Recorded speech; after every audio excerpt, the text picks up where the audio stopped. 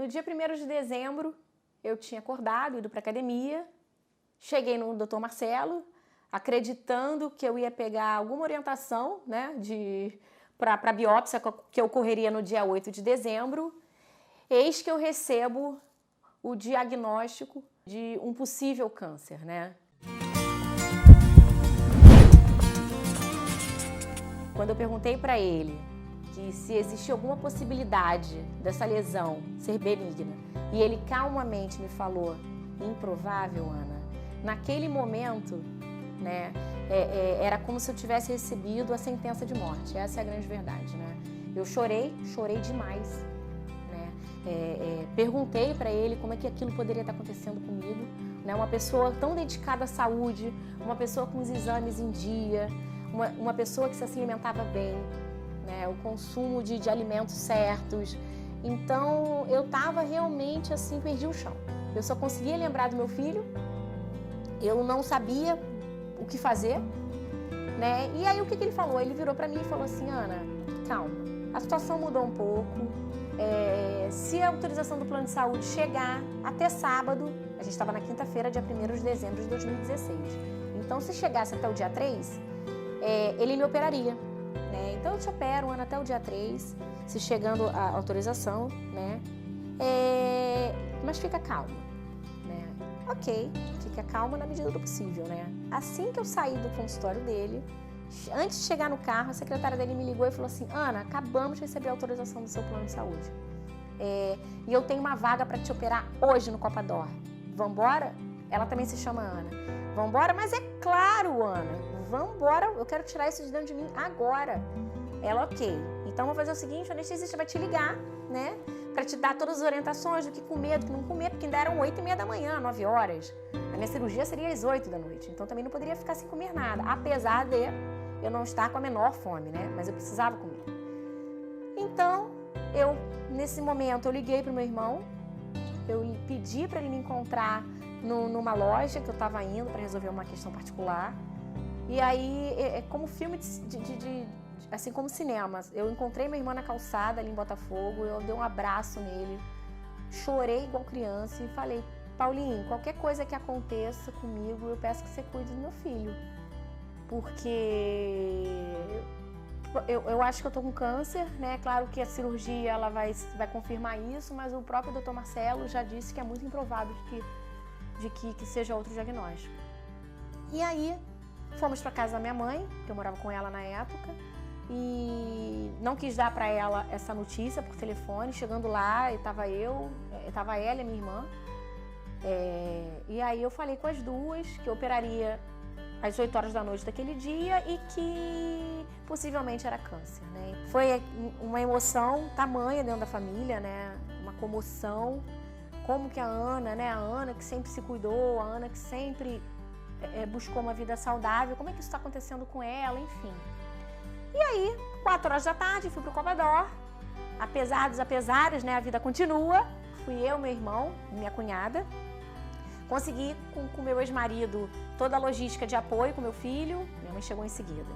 Chegando lá, damos entrada no quarto e fiquei aguardando o Dr. Marcelo e a equipe médica, acreditando que seria algo simples, né. Ele chegou, oi Ana, a cirurgia é tranquila, 45 minutos no máximo, você fica calma, é um processo rápido, a gente vai abrir, né, é muito rápido.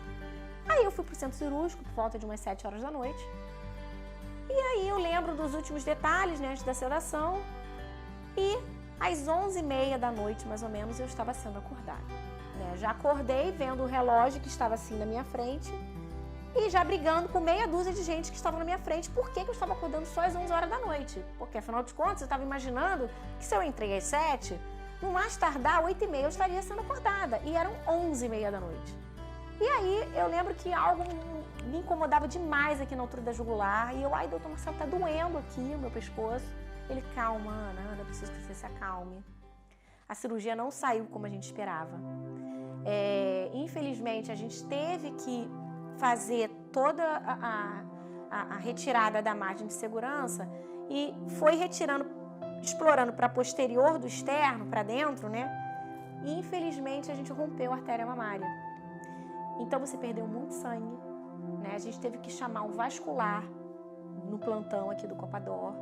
E você perdeu muito sangue, você precisa se acalmar, e você está com acesso venoso profundo aqui no pescoço, no braço, e você vai ter que ir para o CTI, você não pode ir para o seu quarto, que você vai ficar em observação, porque provavelmente você vai precisar transfundir. Mas amanhã, às 6 horas da manhã, a gente vai monitorar o seu pulmão e a gente vai monitorar todo o seu sangue para tomar essa decisão. E aí mas como assim, doutor Marcelo? E o resultado da lâmina? Né? Porque o patologista estava na cirurgia da biópsia. E eu falei, doutor Marcelo, e o resultado da lâmina? Ana, não é o momento para você, pra gente falar sobre isso. Você teve um estresse cirúrgico muito grande. Amanhã de manhã a gente conversa sobre isso. Mas eu era míope. Hoje eu sou operada. E tem uma relação de você não enxergar, de você estar sem o óculos, sem a lente, porque centro cirúrgico você não pode entrar de óculos nem de lente. E com a audição. E eu era míope com 5 graus. Gente, eu tinha ouvido, né, um grupo de enfermagem falar assim, Ana Paula Gomes Pacheco, a do leito tal, que teve a artéria mamária lesionada em função de um câncer de mama com metástase para o externo. Gente, eu tinha ouvido isso, mas eu não tinha certeza, porque eu estava meio surda também, sei lá, essas coisas que acontecem, só a míope que me entende. E aí eu estava querendo confirmar isso com o Dr. Marcelo, e o Dr. Marcelo saiu pela tangente, né? É claro, ele não queria realmente me dar essa notícia bombástica. Afinal de contas, eram quase meia-noite, eu ia passar uma noite inteira sozinha dentro de um CTI. Mas não adiantou nada, né? Porque eu tinha ouvido a primeira vez, a minha família foi me encontrar antes deles irem embora do hospital. Eu, com medo também de falar que eu tinha ouvido isso e deixar minha mãe preocupada, eu sondei, né, todos eles, se o Dr. Marcelo tinha adiantado o resultado da lâmina. Aí eles também, malandramente, mentiram pra mim, né? Tinham combinado, malandrinhos. Não, Ana, a gente não tem resultado, o Dr. Marcelo ainda não conversou com a gente. Tudo mentira, tá? Enfim, já sabemos de tudo.